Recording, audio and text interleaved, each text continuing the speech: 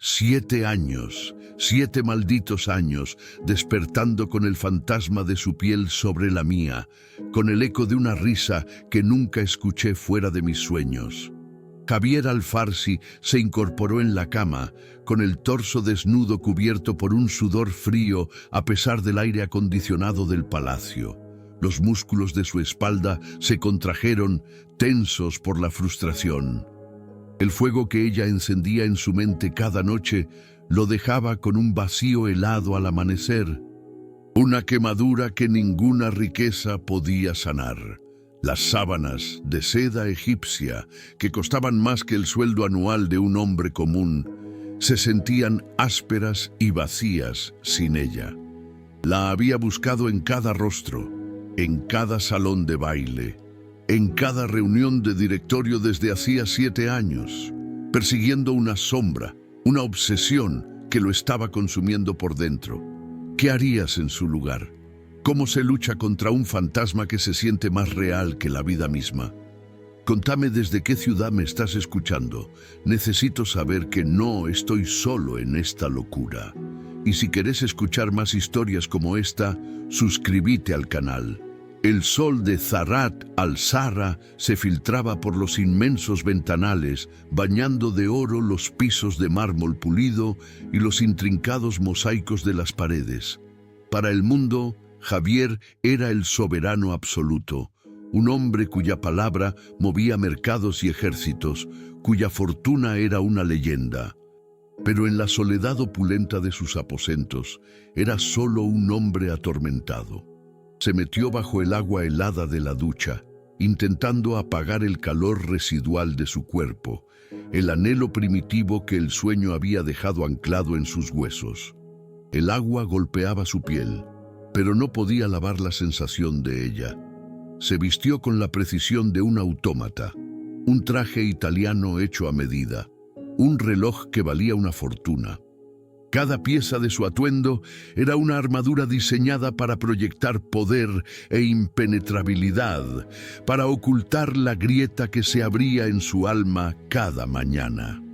El silencio del palacio era un monstruo que se alimentaba de su soledad, un recordatorio constante de que lo tenía todo, excepto lo único que su instinto le gritaba que necesitaba. Karim, su jefe de seguridad y único amigo verdadero, lo encontró en el balcón, con la mirada perdida en las dunas doradas que se extendían hasta el infinito. No necesitaba preguntar qué pasaba. La expresión de Javier era la misma de cada mañana. El consejo vuelve a presionar, dijo Karim, su voz grave rompiendo el silencio. La princesa Amira de Bahrein, la hija del magnate petrolero de Dubái. Javier, tenés 42 años. El sultanato necesita una heredera, una garantía de futuro. Javier ni siquiera se giró. Su respuesta fue un bloque de hielo, cortante y final. No voy a atarme a un cuerpo vacío, Karim. No voy a profanar mi cama ni mi vida con una transacción política. Sabes perfectamente que no puedo. La declaración colgó entre ellos, pesada e incomprensible para cualquiera que no conociera la profundidad de su obsesión. Solo será ella. Cuando la encuentre, lo sabré. Hasta entonces, la respuesta es no, y es definitiva. Ese día, sin embargo, algo era distinto. Después de que Karim se retirara, derrotado una vez más por su terquedad, una extraña corriente eléctrica pareció recorrer el aire del palacio. No era solo la brisa del desierto que susurraba a través de los arcos. Era una vibración más profunda, un zumbido casi imperceptible que sentía en la base de su cráneo, en la punta de sus dedos. Una sensación de inminencia, como la calma tensa que precede a una tormenta devastadora. Por primera vez en años, no era solo el eco de su sueño lo que lo inquietaba, sino una premonición nítida y poderosa de que el eje de su mundo estaba a punto de desplazarse. Lo desestimó como un truco de su mente agotada, pero el sentimiento se aferró a él, una mezcla de pavor y una esperanza tan salvaje que le cortaba la respiración. Justo en ese instante, el intercomunicador sonó. Su Alteza, disculpe la interrupción. La nueva empleada para la biblioteca ha llegado. Está esperando en el vestíbulo principal. Martina Rossi sintió que el aire acondicionado del palacio era una bestia helada que le robaba el aliento, un contraste brutal con el sol abrasador de Zarat al-Sara que había dejado atrás. Con 22 años, sus zapatillas gastadas y su valija de segunda mano se sentían como una blasfemia sobre el mármol italiano que se extendía como un mar pulido y blanco. Cada paso resonaba en el silencio opulento, un eco que gritaba que ella no pertenecía a ese lugar. El vestíbulo era más grande que toda la planta baja del edificio de Almagro donde había crecido. Columnas de oro se elevaban hacia un techo abovedado pintado con constelaciones de lapislázuli. El aroma a incienso, a especias exóticas y a una riqueza tan antigua que parecía tener peso propio, la mareaba. Se aferró a la correa de su bolso, un ancla de cuero gastado en un océano de lujo inimaginable, sintiendo una ola de pánico y vértigo. Este no era un sueño, era una jaula dorada, y ella había entrado voluntariamente. Faltaban exactamente 45 días. 45 días para que dejara de ser Martina Rossi, la estudiante de arquitectura que soñaba con diseñar puentes, y se convirtiera en la señora de Ricardo Fortunato, un empresario cincuentón cuyo apretón de manos olía a dinero viejo y resignación.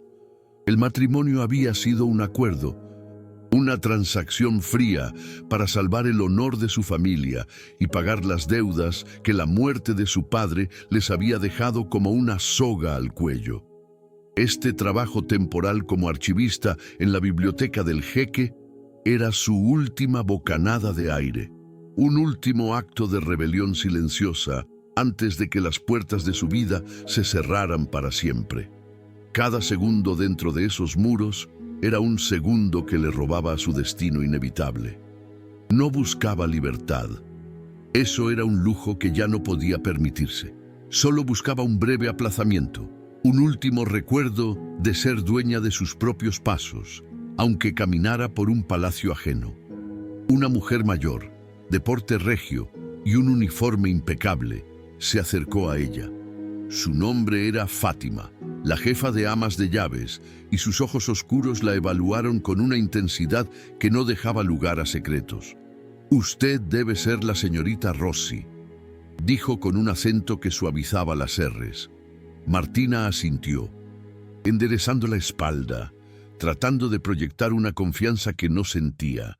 Mientras Fátima le daba instrucciones, un joven sirviente tropezó cerca de ellas, dejando caer una pesada bandeja de plata con teteras y tazas de porcelana. El estruendo fue ensordecedor. Antes de que Fátima pudiera lanzar una reprimenda fulminante, Martina ya estaba en el suelo, ayudando al aterrorizado muchacho a recoger los trozos. «No pasa nada. A cualquiera le puede pasar», le susurró en un español que él apenas entendió, pero su sonrisa amable fue un lenguaje universal. Fátima la observó y por primera vez su expresión severa se suavizó con un atisbo de sorpresa y, quizás, respeto. «El jeque valora la discreción y la eficiencia por encima de todo», le explicó Fátima, mientras la guiaba por un corredor interminable cuya opulencia seguía abrumando a Martina. «No lo verá a menudo. Él es un hombre ocupado. Gobierna un imperio desde este palacio, y su tiempo es más valioso que todo el oro que adorna estas paredes». Hablaba de Javier Alfarsi no como un empleador, sino como una fuerza de la naturaleza, una deidad lejana y temible. Algunos dicen que es el hombre más poderoso del mundo, otros que es el más solitario. La descripción se clavó en la mente de Martina, pintando la imagen de una figura trágica y monumental, un rey aislado en su propia fortaleza dorada.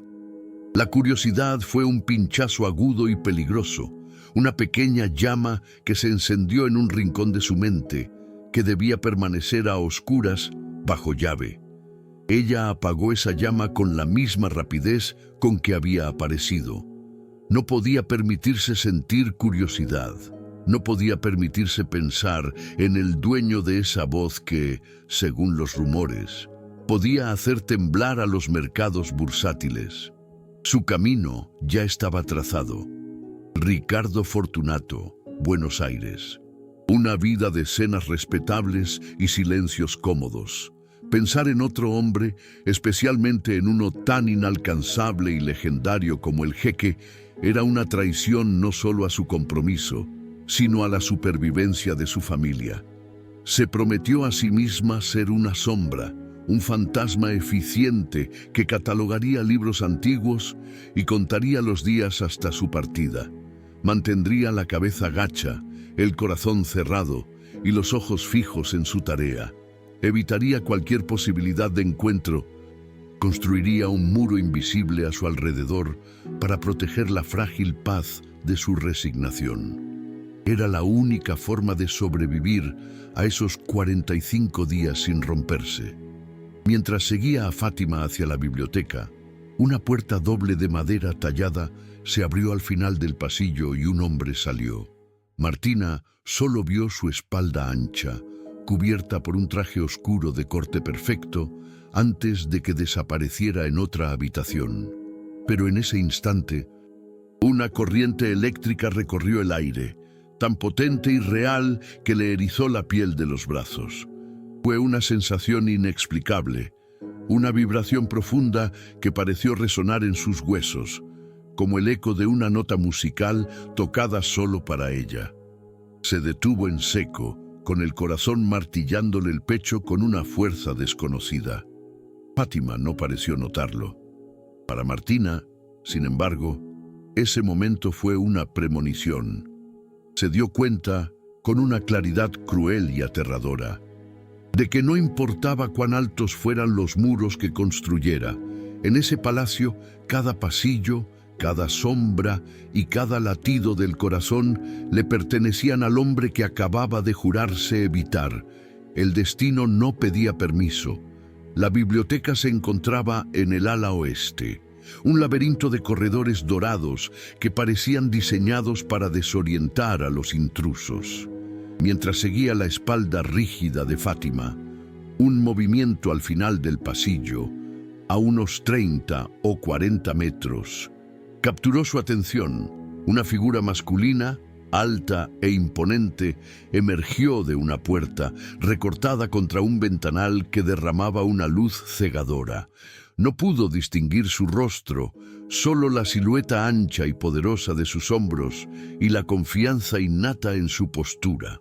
En ese preciso instante, una descarga eléctrica, violenta e inexplicable, la sacudió desde la nuca hasta los talones. Su corazón, que hasta entonces latía con un ritmo tranquilo, se desbocó en un galope salvaje y doloroso contra sus costillas. Un calor repentino le subió por el cuello, quemándole las mejillas. Se quedó sin aire, paralizada por la reacción visceral de su propio cuerpo ante un completo desconocido, una sombra dominante que desapareció tan rápido como había aparecido. Se detuvo en seco, con los pies clavados en el mármol frío, mientras Fátima continuaba su marcha sin notar su ausencia. Un torbellino de vergüenza y confusión la envolvió. Un calor sofocante que no tenía nada que ver con la temperatura del palacio. ¿Qué había sido eso? ¿Cómo era posible que su cuerpo la traicionara de una manera tan primitiva, tan animal, por una simple silueta? La imagen de Ricardo Fortunato, su prometido, apareció en su mente nítida y acusadora. Estaba comprometida. Había dado su palabra. Este sentimiento, esta reacción física e incontrolable, era una profanación, una infidelidad del cuerpo que su mente no había consentido. Se obligó a reanudar la marcha, con las piernas temblorosas y pesadas. Tenía que aplastar esa sensación, enterrarla bajo capas de lógica y deber. Era solo el estrés, la abrumadora opulencia del lugar. No podía ser otra cosa, no debía serlo. Continuaron por un pasillo más angosto, cuyas paredes estaban revestidas de una madera oscura y aromática que parecía tragarse la luz y el sonido. El silencio era casi absoluto, roto solo por el eco suave de sus propios pasos. Justo cuando pasaban frente a una imponente puerta doble de caoba, una que estaba apenas entreabierta, una voz masculina se filtró desde el interior. No era un grito, ni siquiera un tono elevado, sino un murmullo grave y profundo, cargado de una autoridad tan natural como la gravedad. El sonido la golpeó con la fuerza de un impacto físico. Un escalofrío helado y exquisito le recorrió la columna, deteniéndose en cada vértebra, mientras una contracción aguda y repentina se apoderaba de su bajo vientre. Se paralizó por completo, incapaz de dar un paso más, con cada fibra de su ser sintonizada con esa vibración masculina. Un trueno contenido que prometía poder y un peligro devastador. Apenas podía entender las palabras, fragmentos sueltos sobre un acuerdo petrolero y una negativa final, irrevocable. Pero el significado era secundario, un mero vehículo para la verdadera arma, el timbre de su voz. Cada sílaba resonaba dentro de ella, no en sus oídos, sino en su pecho, en sus entrañas, como si esa voz estuviera diseñada para tocar lugares de su alma que habían permanecido dormidos, intactos. Era una invasión sensorial, una caricia auditiva que puenteaba cualquier defensa racional y se conectaba directamente con un anhelo primitivo que la aterrorizaba. Una nueva ola de calor, mucho más intensa y líquida que la anterior, la inundó por completo, asentándose en lo profundo de su ser con una promesa dulce y prohibida. El deseo fue tan súbito, tan brutalmente honesto en su aparición, que el aliento se le atascó en la garganta, ahogándola en una oleada de culpa y una vergüenza insoportable. El suave clic de la puerta al cerrarse fue como un disparo en el silencio, cortando la conexión y dejándola a la deriva en el pasillo. Martina soltó el aire en un tembloroso suspiro, dándose cuenta de que había estado conteniendo la respiración todo el tiempo. Su cuerpo entero vibraba, un diapasón golpeado por una nota demasiado poderosa. Se apoyó contra la pared fría, buscando un ancla en la solidez de la piedra mientras el mundo a su alrededor parecía inclinarse peligrosamente. Su mente era un caos, una guerra civil entre el horror por su reacción y una parte más oscura y secreta que se sentía electrizada, peligrosamente viva. Este hombre, esta presencia invisible pero abrumadora, era el precipicio que había jurado evitar. Era un fuego que amenazaba con consumir la frágil estructura de su resignación, el sacrificio que garantizaba la supervivencia de su familia. Era una amenaza existencial para su plan. Con una claridad tan cruel como un cristal roto, comprendió que su estrategia de ser una sombra invisible era patéticamente insuficiente. No bastaba con mantener la cabeza gacha. Necesitaba evitar a ese hombre con una determinación feroz y calculada. Debía aprender sus rutinas, sus horarios, los pasillos que transitaba, no por un interés morboso, sino como un general que estudia el mapa del territorio enemigo. Tenía que construir una fortaleza a su alrededor, una de distancia física y silencio absoluto. Su futuro, la salud de su madre, todo pendía de su capacidad para permanecer como un fantasma para el dueño de esa voz. Se hizo una promesa solemne, forjada en el pánico y la pura necesidad de sobrevivir. Nunca más se permitiría estar cerca de él. Pero en un reino construido sobre arena y poder, el destino es una tormenta que no pide permiso para cambiar de dirección. 18 días. 18 días habían pasado en una coreografía de evasión tan precisa como agotadora. Martina había memorizado los patrones del palacio, los horarios de Javier Alfarsi, transformando los pasillos dorados en un mapa de territorios prohibidos y rutas de escape seguras. Se movía como un fantasma, una sombra eficiente cuyo único propósito era permanecer invisible para el rey de esa jaula dorada.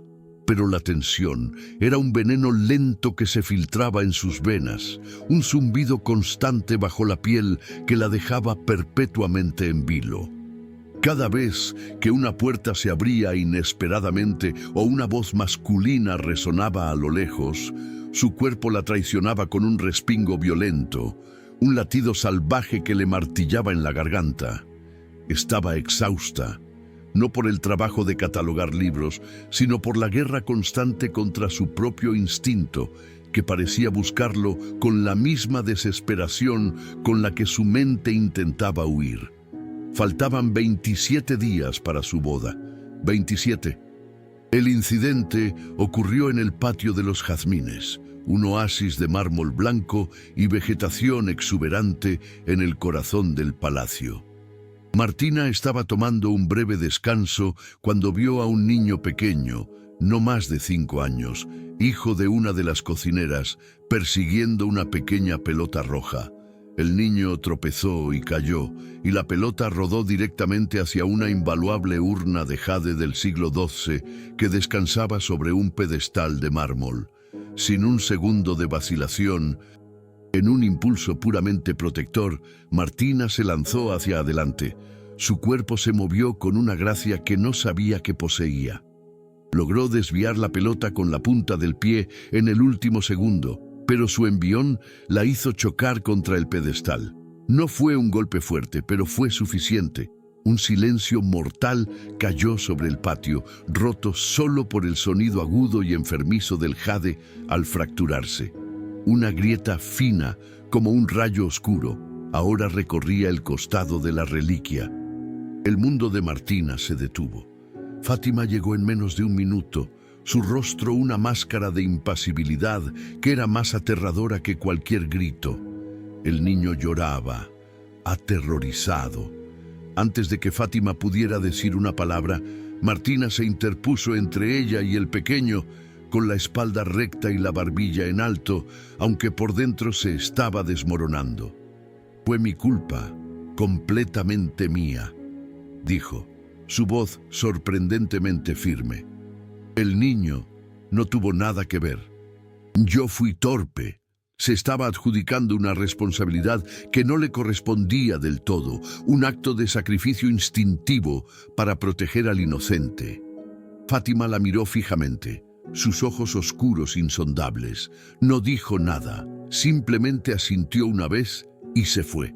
La espera fue una tortura. 1 hora después, un guardia se le acercó.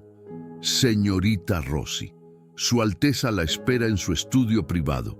Inmediatamente. Las palabras cayeron sobre ella como una sentencia, frías y pesadas. El momento que había evitado con tanto fervor no solo había llegado, sino que lo hacía en las peores circunstancias posibles. El camino hacia el ala este del palacio fue la caminata más larga de su vida.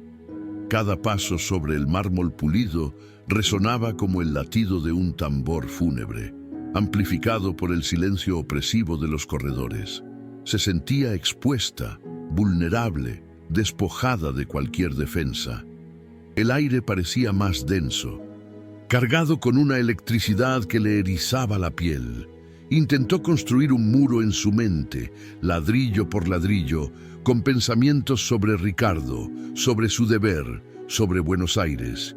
Pero era inútil. Su cuerpo era un traidor, un campo de batalla donde el pánico y una anticipación oscura y prohibida luchaban por el control. Su corazón galopaba desbocado, robándole el aliento. El recuerdo de su voz, esa vibración profunda y masculina, la invadió como una marea caliente, derritiendo sus frágiles defensas y dejándola temblando, no solo de miedo, sino de algo mucho más complejo y peligroso que se negaba a nombrar. Javier estaba revisando los informes de producción de sus refinerías en el Mar del Norte cuando Karim entró sin anunciarse, una prerrogativa que solo él poseía. «Tenemos un problema en el patio de los jazmines», dijo Karim, su tono neutro. «La urna de la dinastía Ming sufrió un daño». Javier ni siquiera levantó la vista del documento. «Que el equipo de restauración se encargue, retírala de la exhibición». Era un objeto de millones de dólares, pero para él era reemplazable. «El incidente involucró a la nueva archivista», continuó Karim, y entonces pronunció el nombre, la señorita Rossi. El nombre la golpeó, no en sus oídos, sino directamente en el pecho, como un puño invisible que le robó el aire. Un calor violento y posesivo se extendió por sus venas, una reacción física tan intensa que sus dedos se crisparon sobre el papel. La premonición de hacía semanas regresó con la fuerza de una certeza absoluta. Martina, su nombre era una llave, una resonancia que su instinto reconocía. Despidió a Karim con un gesto seco. Su mente ya no estaba en los barriles de petróleo ni en los mercados globales. Estaba fija en ella. En un impulso que desafiaba toda su lógica y su férreo autocontrol, accedió a su archivo personal en la tableta. Martina Rossi, 22 años, Buenos Aires. Una foto de pasaporte la mostraba con una expresión seria, pero sus ojos contenían una profundidad que la imagen no podía capturar. Y entonces vio la línea que hizo que un hielo furioso se deslizara por su sangre.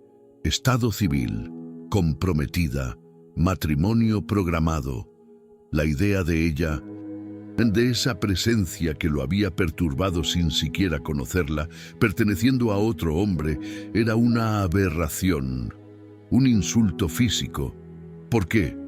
No lo entendía, pero la necesidad de verla, de enfrentarla, se convirtió en una urgencia primordial, un hambre que eclipsaba todo lo demás. No era por la urna, era para entender por qué su nombre se sentía como una marca en su propia alma. Ella estaba parada frente a las dos puertas macizas de caoba tallada, la mano levantada para golpear, suspendida en el aire por un temblor incontrolable. Cada fibra de su ser le gritaba que corriera. Adentro, Javier se puso de pie, la anticipación haciendo que su corazón golpeara contra sus costillas con una fuerza casi dolorosa. Podía sentir su presencia al otro lado de la madera, una energía sutil pero inconfundible que lo atraía como un imán. Justo cuando ella iba a golpear, el intercomunicador en su escritorio sonó con un pitido estridente. «Su Alteza, disculpe la interrupción. El embajador francés está en la línea 1. Insiste en que es urgente». Una maldición gutural escapó de sus labios. Afuera, Martina escuchó el sonido amortiguado y sintió una extraña mezcla de alivio y una decepcionante punzada de frustración. El momento se había roto, pero era solo un aplazamiento. La confrontación era inevitable. Una tormenta que ambos sabían que estaba a punto de desatarse. Él dio la orden con un movimiento seco de su muñeca. «Adelante». El sonido de las pesadas puertas de madera al abrirse fue un gemido lento y agonizante que pareció estirar los segundos hasta convertirlos en eternidades. La luz del pasillo la silueteó primero, una figura esbelta que dudaba en el umbral, y por un instante solo vio una forma, pero entonces ella dio un paso adentro, entrando en la luz de su estudio, y el mundo de Javier Al-Farsi se detuvo. No se ralentizó, no se tambaleó, se detuvo por completo, como si el universo hubiera contenido la respiración solo para él. El aire se convirtió en un cristal sólido en sus pulmones, cada partícula de polvo suspendida, inmóvil. Sus ojos, acostumbrados a analizar mercados y enemigos en microsegundos, se clavaron en ella con una fijeza depredadora y desesperada. Todo el poder, toda la riqueza, Todo el control que había acumulado se desvaneció, dejándolo desnudo ante la mujer que acababa de cruzar su puerta. Era ella, no una aproximación, no un eco. Era la mujer de sus sueños, la tortura y el anhelo de 7 años de noches en vela, materializada en carne y hueso frente a él. El mismo cabello oscuro y sedoso que había imaginado esparcido sobre sus almohadas. Los mismos ojos grandes y profundos, del color de un café amargo y una promesa secreta, que lo miraban con una mezcla de miedo y una desafiante entereza. La curva de su mandíbula, la forma delicada de sus labios, la manera en que la luz acariciaba el arco de su cuello, cada detalle era una réplica exacta de la fantasma que lo había perseguido. Un reconocimiento tan devastador, tan absoluto, que lo golpeó con la fuerza de una revelación divina y una blasfemia. Ella existía. No era una creación de su mente solitaria. Era real y estaba allí, en su estudio, a solo unos metros de distancia, tan tangible que el aire entre ellos vibraba con una tensión imposible. Un temblor violento recorrió su cuerpo, comenzando en las rodillas, que amenazaron con ceder bajo su propio peso, y subiendo hasta sus manos, que se crisparon en puños sobre el escritorio de caoba para ocultar su traición. Su corazón, un músculo entrenado para la calma bajo presión, explotó en un ritmo salvaje y primitivo contra su caja torácica. Un tambor de guerra que anunciaba una rendición incondicional. Un tsunami de emociones lo ahogó. Primero, un alivio tan profundo y abrumador que casi lo hizo llorar. El alivio de un hombre que encuentra un oasis después de décadas perdido en el desierto. Inmediatamente después, un deseo consumidor, un fuego líquido que quemó cada gramo de su autocontrol. La necesidad animal de cruzar la distancia y marcarla como suya. Y debajo de todo, un terror helado y paralizante. El pánico de que ella lo mirara y no sintiera nada, que para ella él fuera solo un extraño, un empleador, el carcelero de su jaula dorada. Martina levantó la vista, esperando encontrar a un hombre mayor, una figura distante y severa cuya cara coincidiría con la leyenda de poder y soledad que había escuchado. En cambio, lo que vio le robó el aliento con la brutalidad de un golpe físico. De pie detrás del enorme escritorio no había un anciano, sino un hombre en la plenitud de su poder. Era imponente, más alto y de hombros más anchos de lo que ninguna silueta le había hecho justicia. Su traje, de un corte impecable, no podía ocultar la fuerza animal que vibraba debajo de la tela cara. Pero fueron sus ojos los que la paralizaron. Oscuros, intensos, de un negro tan profundo que parecían contener galaxias enteras de secretos y tormentas. Había una belleza en él, sí, pero era una belleza peligrosa, brutal, como la de un depredador en la cima de la cadena alimenticia. Una belleza que no invitaba a la admiración, sino que exigía sumisión. Una que prometía devorarte por completo. Un torbellino de sensaciones prohibidas la asaltó, una traición total de su cuerpo a su mente. Sus piernas se convirtieron en gelatina, apenas sosteniéndola. Una oleada de calor insoportable le subió desde el pecho hasta las raíces del pelo, empañando su visión por un segundo.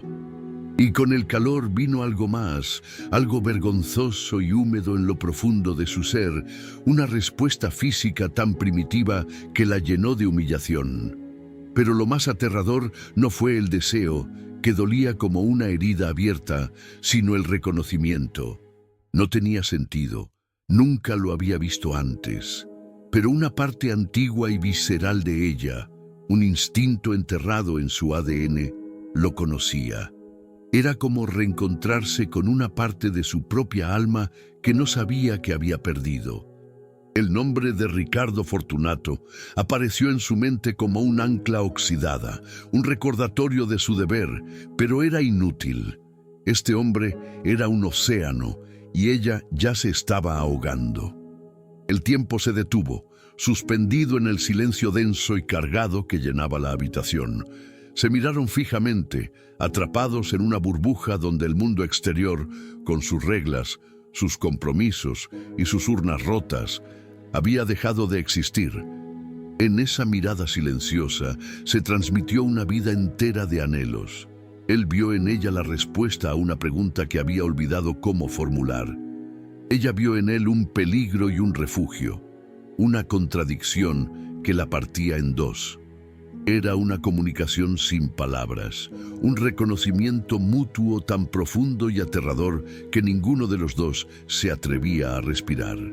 El momento se estiró, frágil y perfecto, hasta que fue brutalmente destrozado por un discreto carraspeo proveniente de la puerta. Un guardia. La realidad se derrumbó sobre ellos con un peso aplastante. Él recuperó su máscara de autoridad fría. Ella recordó su lugar, su miedo, su compromiso, pero era demasiado tarde. Ambos sabían, con una certeza que helaba los huesos, que acababan de cruzar un umbral del que no había retorno. Javier rompió el silencio con una voz que era una caricia de grava y seda, una vibración que le recorrió la columna vertebral a Martina y se instaló en su bajo vientre. La urna no tiene importancia. Es un objeto reemplazable. Ella levantó la vista, confundida, esperando una reprimenda fulminante, una furia contenida.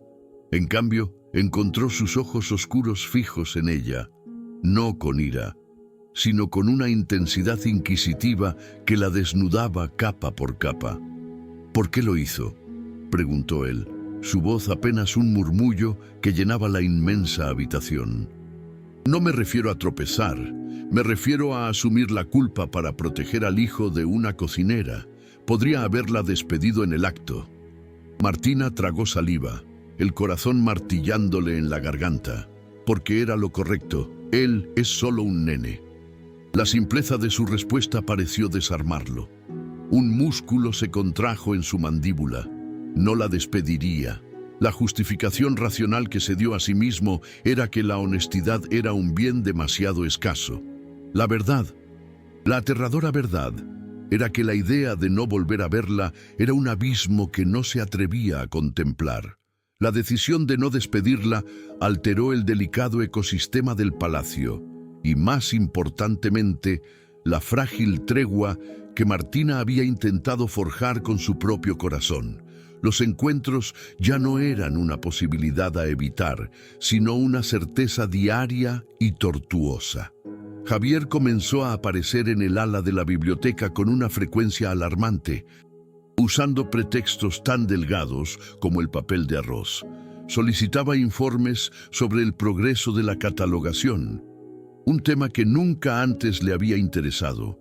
Pedía buscar referencias en tomos antiguos para reuniones que probablemente no existían. Cada encuentro era una danza mortal de miradas robadas y silencios cargados. Él la observaba desde la distancia mientras ella trabajaba. Su presencia una presión física en el aire, un calor que ella sentía en la nuca. Su comportamiento, para cualquiera que lo conociera bien como Karim, bordeaba lo obsesivo. No era el jeque controlando su dominio. Era un hombre orbitando una llama que amenazaba con consumirlo por completo, incapaz de mantenerse alejado. Para Martina, cada día se convirtió en un campo de batalla. Su mente, disciplinada y anclada a su deber en Buenos Aires, libraba una guerra perdida contra su cuerpo, que se había convertido en un traidor descarado. La sola proximidad de Javier era suficiente para desmoronar sus resoluciones. Su piel se erizaba en una alerta constante, una anticipación eléctrica que la hacía sentir febril. Su respiración se volvía superficial, errática, cada vez que él entraba en su campo de visión.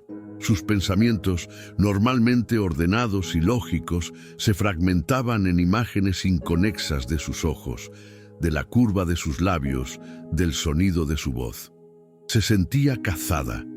Pero lo más aterrador era que una parte oscura y primitiva de ella no quería escapar. Una parte de ella anhelaba la rendición.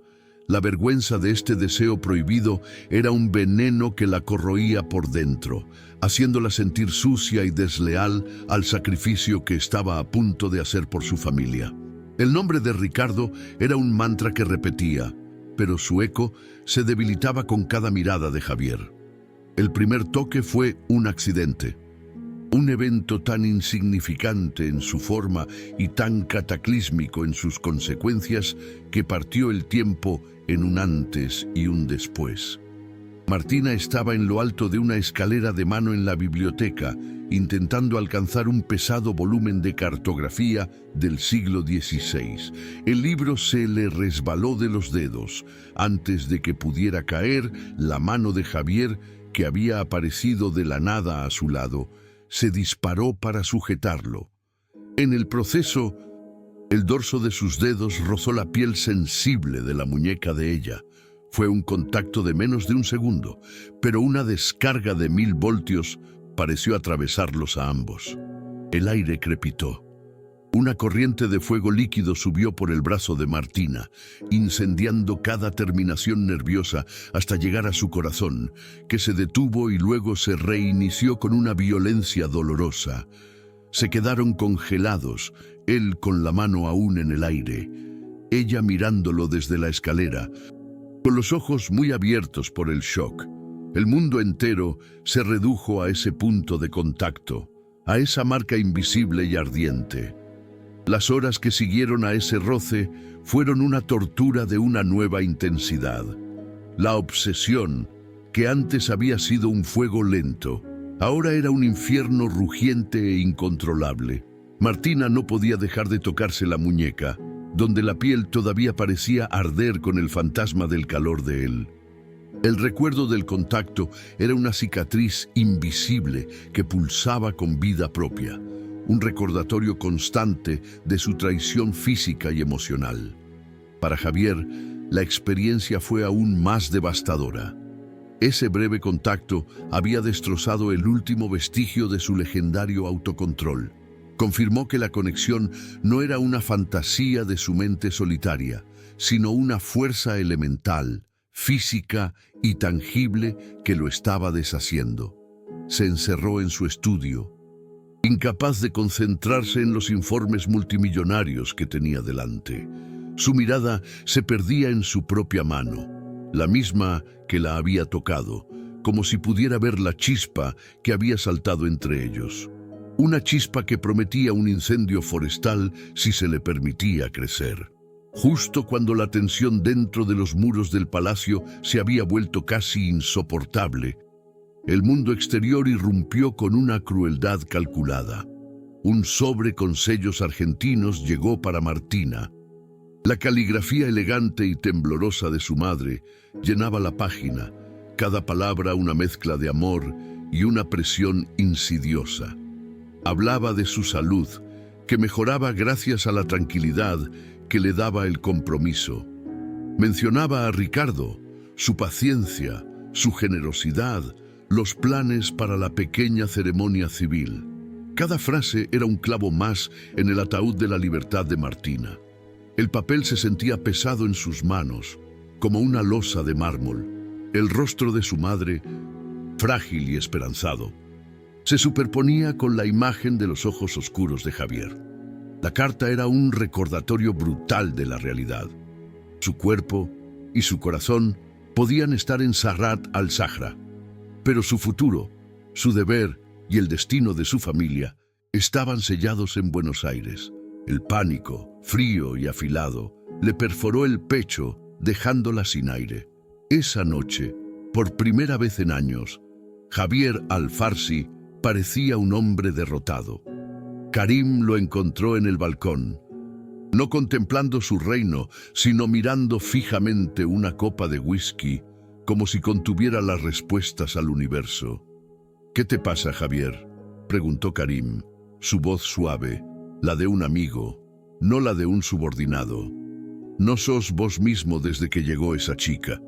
Javier tardó un largo momento en responder, y cuando lo hizo, su voz era un susurro ronco, despojado de toda su autoridad. Es ella, Karim, 7 años soñando con un fantasma, y ahora está aquí. Es real. El alivio en su voz fue rápidamente ahogado por una desesperación tan profunda que a Karim se le heló la sangre. Pero no puedo tenerla. Hay otro hombre. Está comprometida. La confesión colgó en el aire del desierto, absurda y trágica. El hombre que podía comprar y vender naciones, que movía ejércitos con una llamada, estaba completamente impotente ante el compromiso de una joven archivista. A miles de kilómetros de distancia, pero atrapada en el mismo infierno emocional, Martina sostenía la carta de su madre contra su pecho, como si pudiera absorber la fuerza que necesitaba de ella. Las lágrimas que se había negado a derramar finalmente se abrieron paso, silenciosas y calientes, trazando caminos de culpa por sus mejillas. ¿Cómo podía ser esto posible? ¿Cómo podía sentir por un hombre que apenas conocía? Un hombre que representaba todo lo que no podía tener. Una conexión tan visceral, tan devastadora, que hacía que todo lo demás pareciera una mentira. El recuerdo del roce de su piel contra la de ella era más real que la promesa que le había hecho a Ricardo, más poderoso que el deber que le debía a su familia. El deseo y la culpa la estaban partiendo en dos, una guerra civil en su alma que amenazaba con destrozarla. Amarlo era traicionar a su familia. Cumplir con su deber era traicionarse a sí misma de una manera que sentía que la mataría por dentro. No había salida, estaba atrapada. La llamada llegó como un verdugo al mediodía, fría e impersonal, a través de la jefa de amas de llaves. Ricardo Fortunato había aterrizado en Zahrat al-Zahra. No en una semana, no mañana. Ahora estaba en el vestíbulo principal, impaciente por llevársela, adelantando los planes con la arrogancia de un hombre que cree haber comprado no solo un futuro, sino también el tiempo. La noticia se esparció por el palacio como un reguero de pólvora, llegando a los oídos de Karim, quien tuvo la ingrata tarea de informárselo a Javier. La reacción no fue la de un soberano, fue la de una bestia acorralada. Un rugido gutural, bajo y asesino, escapó de su pecho. El vaso de cristal que sostenía se hizo añicos en su puño y no pareció sentir los fragmentos hundiéndose en su piel. El control, esa fachada de acero que había construido durante décadas, se desintegró en un instante, reemplazado por una furia primitiva y posesiva. «¡No se va a ir con él!», gruñó, la voz irreconocible. «No se va a ir a ningún lado». Encontró a Martina en la biblioteca, junto a su valija barata, con la espalda tan rígida que parecía a punto de quebrarse. Su rostro era una máscara de cera, pálido y sin vida. Él se paró en la puerta, bloqueando la única salida, su cuerpo inmenso llenando el marco. La sombra que proyectaba la devoró por completo. El silencio era un campo de batalla, denso con la guerra que se libraba dentro de ambos. «Te vas», dijo él. No fue una pregunta, sino una acusación. Cada sílaba un bloque de hielo afilado. Ella levantó la vista, sus ojos anegados en una desesperación que lo golpeó en las entrañas. «No tengo otra opción», susurró, la voz rota en 1000 pedazos. En un estallido de furia incontrolable, él golpeó el estante de caoba junto a su cabeza. Los libros temblaron. «Siempre hay una opción», bramó, el sonido rebotando en las paredes, un trueno que finalmente rompía la tormenta contenida. «Y vos no te vas a ir con él».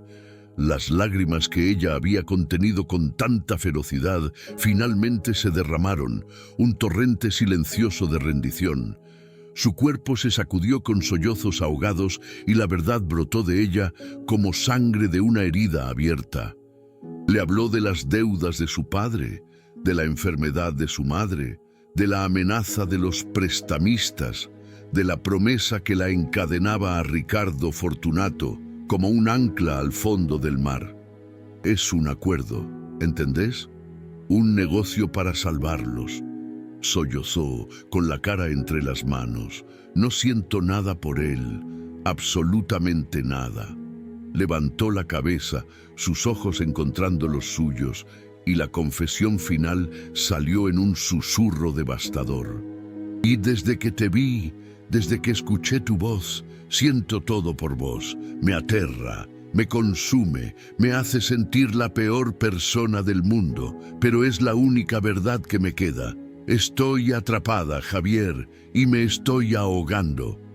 Él cerró la distancia en 2 zancadas, su furia evaporada, reemplazada por una ternura tan feroz que dolía. Se arrodilló frente a ella, obligándola a mirarlo. No estás atrapada, escúchame bien. Su voz era un murmullo ronco, cargado de una urgencia que vibraba en el aire. 7 años, Martina. Durante 7 malditos años me he despertado con el recuerdo de una mujer que no conocía. Busqué tu rostro en cada multitud. Rechacé a cada princesa que me ofrecieron porque ninguna era vos. Eras un fantasma que me estaba volviendo loco. Acarició su mejilla, limpiando una lágrima con su pulgar. Cuando entraste a mi estudio, mi vida empezó. No me importan las deudas, las pagaré. No me importa tu familia, la protegeré. No me importa tu prometido, porque no voy a dejar que te toque. Lo único que me importa sos vos. Elegime a mí, por favor. La confesión la desarmó, demoliendo el último muro de su resistencia. Cuando sus labios se encontraron, no fue un beso, fue una colisión, una fusión desesperada de 2 almas que se habían estado buscando a través de pesadillas y pasillos dorados. Era un beso de posesión, de hambre, de 7 años de anhelo condensados en un solo instante devastador. Él probó la sal de sus lágrimas, ella probó la desesperación en él. Sus manos se enredaron en su pelo, tirando de él hacia ella, mientras las manos de él se aferraban a su cintura como si fuera la única ancla en un universo que se desmoronaba.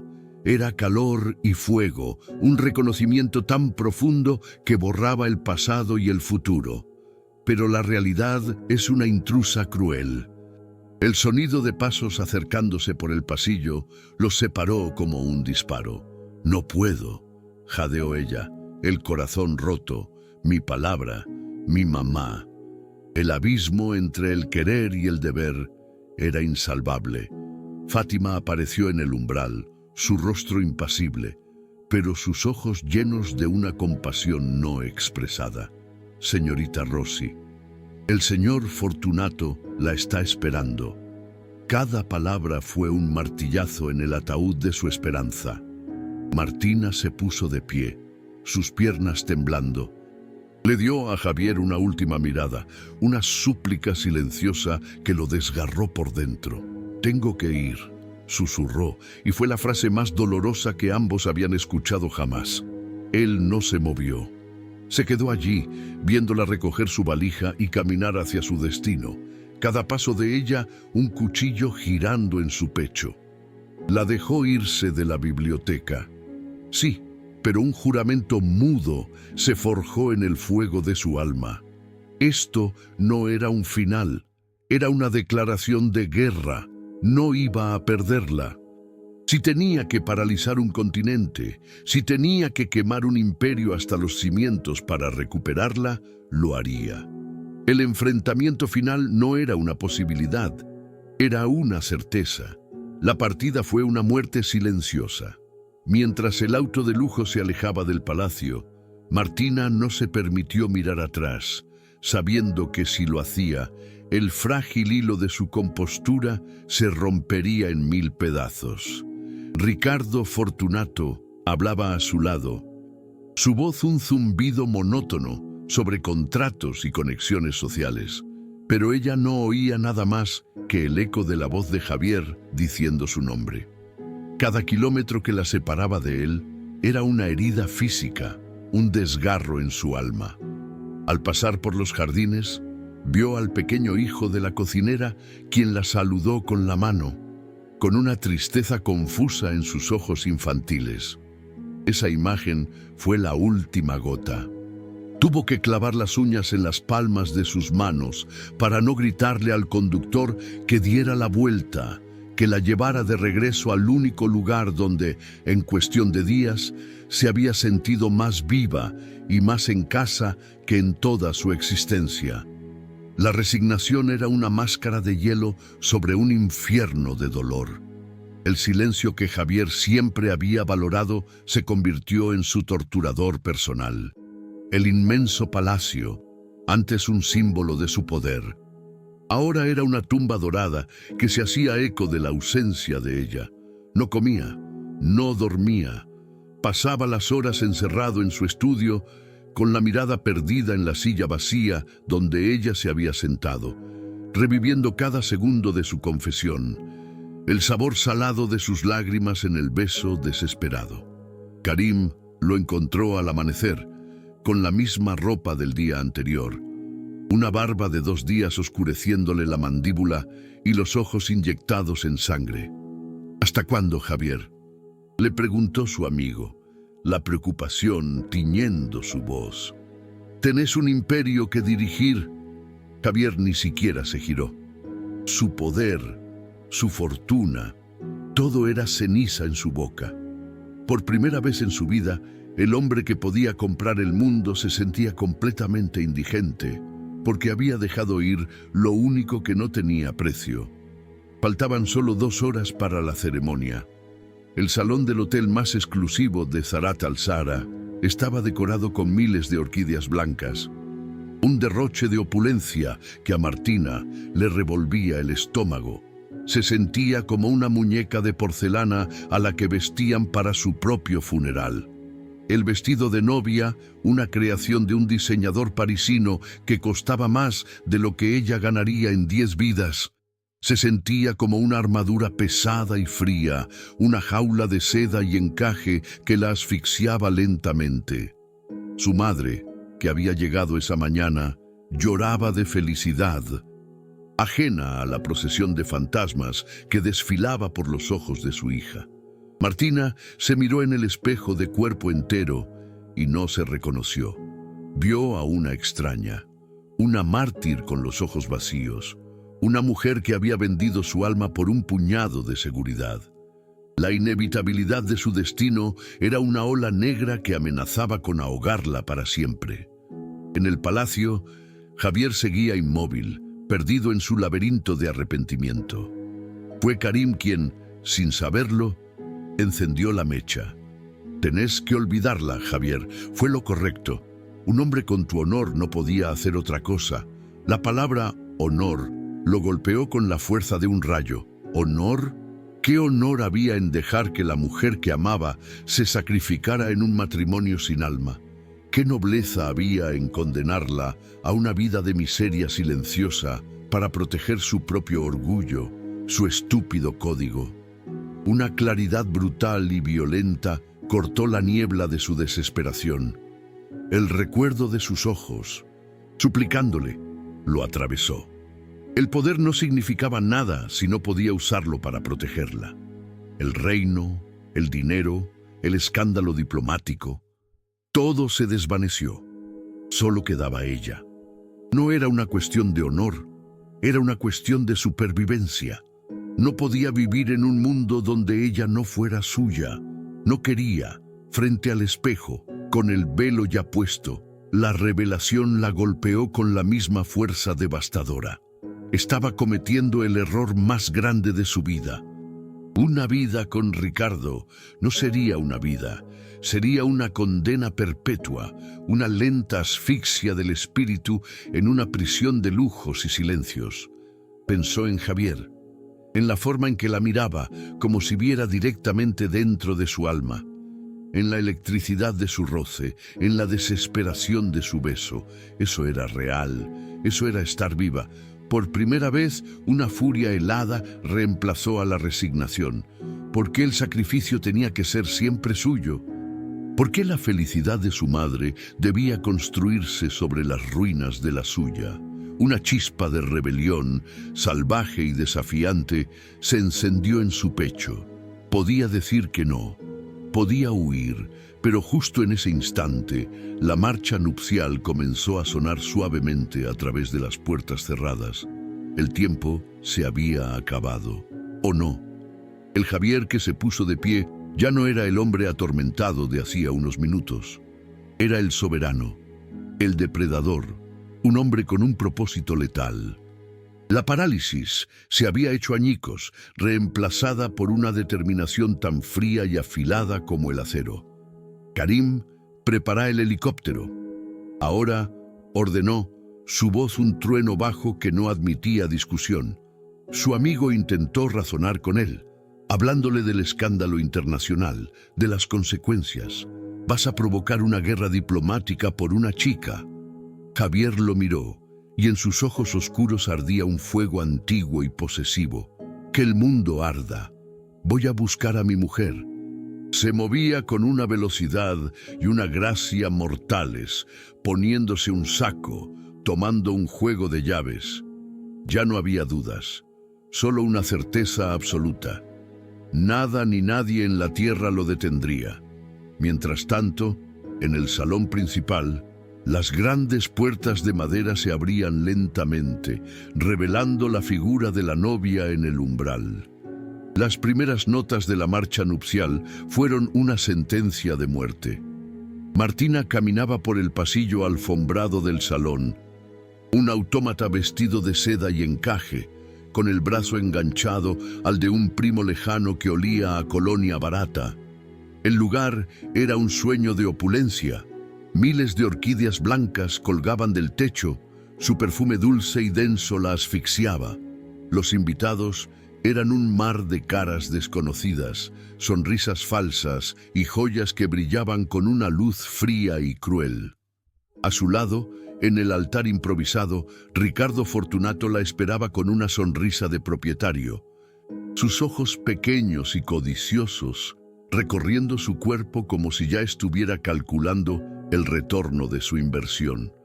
El oficiante comenzó a hablar, sus palabras un zumbido monótono que se mezclaba con el latido frenético y desesperado de su propio corazón. Cada segundo era un clavo más en su ataúd. Se resignó al vacío, a la muerte en vida que le esperaba, cerrando los ojos por un instante, rezando por un final que no llegaba. Fue entonces cuando el universo pareció fracturarse. Las imponentes puertas dobles del salón se abrieron de par en par con un estruendo que hizo temblar los arreglos florales y silenció la voz del oficiante. No fue una entrada, fue una invasión. Javier Alfarsi estaba parado en el umbral, una figura recortada contra la luz del pasillo, su presencia una tormenta de poder oscuro que absorbió todo el aire y la atención de la sala. Vestía un traje negro impecable, pero su cabello estaba ligeramente desordenado. Su corbata apenas torcida, como si hubiera librado una guerra para llegar hasta allí. El silencio que cayó fue absoluto, pesado, un vacío sónico donde solo se escuchaba la respiración colectiva contenida. Sus ojos, dos pozos de obsidiana ardiente, ignoraron a los cientos de testigos y se clavaron en los de ella. A través de la distancia, a través del escándalo inminente, se encontraron. Y en esa mirada, Martina vio la promesa de una salvación tan aterradora como el infierno que estaba a punto de aceptar. Avanzó por el pasillo con la determinación de un depredador reclamando su territorio. Cada paso una onda de choque que reverberaba en el mármol pulido. Se detuvo a pocos metros del altar, su mirada nunca abandonando la de ella. Esta boda no va a continuar. Su voz no fue un grito, sino un trueno bajo y controlado que llenó cada rincón del salón. El cargado de una autoridad irrevocable se giró hacia Ricardo, cuya cara había pasado del desconcierto a una furia lívida. Ella no es tuya, nunca lo fue. Luego, sus ojos volvieron a Martina, y la dureza en ellos se resquebrajó, revelando una vulnerabilidad que la golpeó con más fuerza que cualquier demostración de poder. Ella es mía, y he pasado cada segundo de los últimos 7 años buscándola. No voy a permitir que te sacrifiques por un acuerdo, por un honor que no vale nada si te mata por dentro. Que el mundo se escandalice, que los imperios caigan, no me importa. Te elijo a vos. El caos estalló. Un murmullo colectivo se convirtió en un rugido de incredulidad y escándalo. Los flashes de los celulares de los invitados comenzaron a dispararse, capturando la escena para la posteridad digital. La madre de Martina se puso de pie, con el rostro descompuesto por la vergüenza y la furia, gritando su nombre con una voz aguda y acusadora. Ricardo Fortunato dio un paso hacia Javier, con el puño cerrado, su rostro congestionado de humillación. «Vos no podés hacer esto. Tenemos un acuerdo». Pero Javier ni siquiera lo miró. Su universo entero estaba contenido en la figura temblorosa de Martina. Ignoró los gritos, el oprobio social, la catástrofe diplomática que estaba desatando. Se mantuvo firme, un faro de desafío en medio de la tormenta, esperando. La presión social se sentía como un muro sólido, intentando aplastarla, pero la mirada de Javier era un ancla, la única verdad en una habitación llena de mentiras. Todo se redujo a un único momento suspendido en el tiempo. Javier extendió su mano hacia ella, una mano grande y fuerte que había destrozado un vaso por la furia de perderla. No dijo nada más. No necesitaba hacerlo. La mano era una pregunta, una promesa y una salida. El peso de la elección la aplastó. En un lado de la balanza estaba la seguridad de su madre, el fin de las deudas, el cumplimiento de su palabra, una vida de respetabilidad gris y silenciosa. En el otro estaba él, un futuro incierto, un amor que era un incendio forestal, la libertad de ser ella misma, la verdad de su propio corazón. El rostro de su madre, suplicante y furioso, el rostro de Javier, desesperado y lleno de un amor tan absoluto que dolía. El silencio se estiró hasta el punto de ruptura. Cada segundo una tortura. ¿Podía ser tan egoísta? ¿Podía ser tan valiente? La respuesta llegó no desde su mente, sino desde sus entrañas, una certeza visceral e innegable. Dio un paso, luego otro. El sonido de sus tacones sobre el mármol fue el único sonido en el universo. Ignoró el grito ahogado de su madre, la maldición siseante de Ricardo. Caminó hacia Javier, cada paso deshaciendo una cadena invisible. Cuando llegó frente a él, no dudó. Puso su mano en la suya y una corriente eléctrica, familiar y poderosa, los conectó. «Sí», susurró, una palabra solo para él. Con su otra mano se arrancó el velo de la cabeza, un gesto de rebelión final, y lo dejó caer al suelo como una bandera de rendición a su propia verdad. Javier no esperó más. La levantó en sus brazos como si no pesara nada, y en medio del caos y los gritos, corrió con ella hacia la salida. Mientras pasaban junto a un grupo de empresarios, escuchó un susurro claro. Mejor, Fortunato la iba a usar para lavar plata y después descartarla como a las otras. La culpa se evaporó, reemplazada por una certeza triunfante. Estaba a salvo. Estaba en casa. 6 semanas después, el sol de Sarat al-Sahra ya no se sentía como un carcelero implacable, sino como una caricia cálida sobre la piel de Javier. El tormento de 7 años, de despertar empapado en un sudor frío persiguiendo a un fantasma, había sido reemplazado por la realidad tangible y embriagadora de Martina durmiendo a su lado.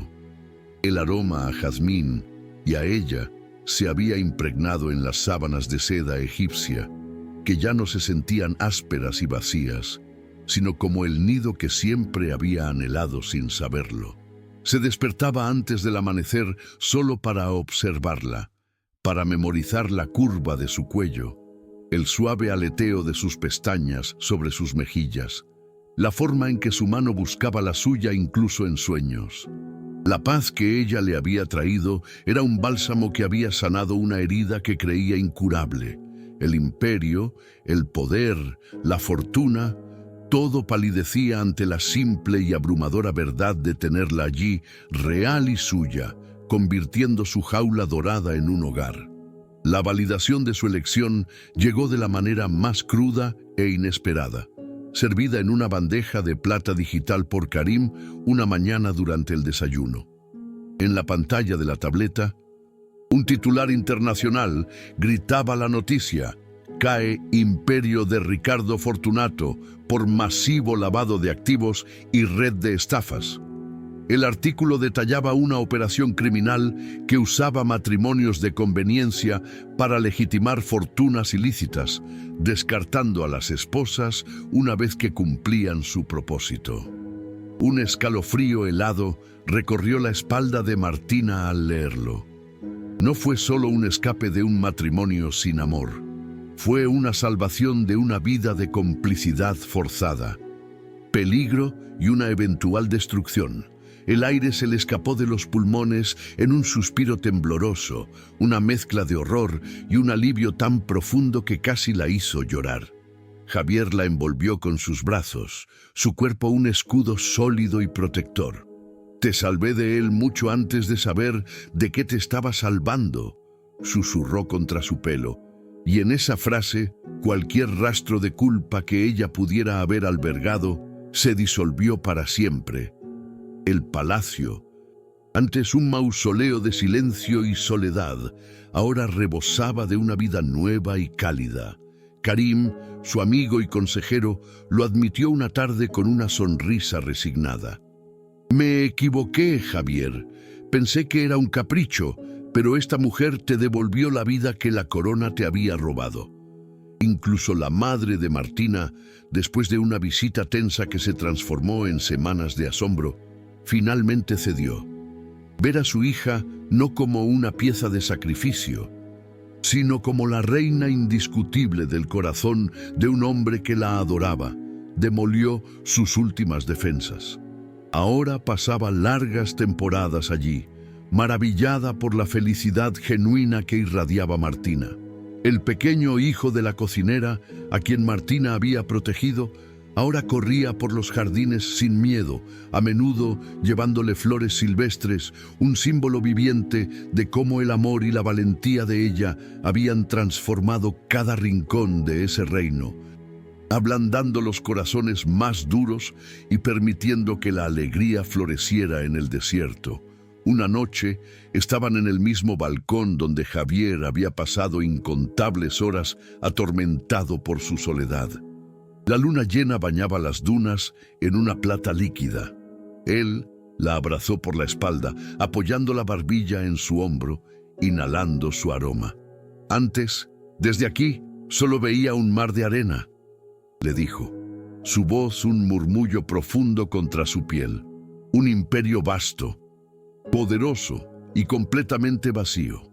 Ahora, cada grano de arena parece prometer un futuro, porque estás vos para compartirlo conmigo». Ella se giró en sus brazos, sus ojos reflejando el universo estrellado. No necesitaban palabras. El beso que compartieron no tenía la desesperación del pasado, sino la certeza tranquila y poderosa de la eternidad.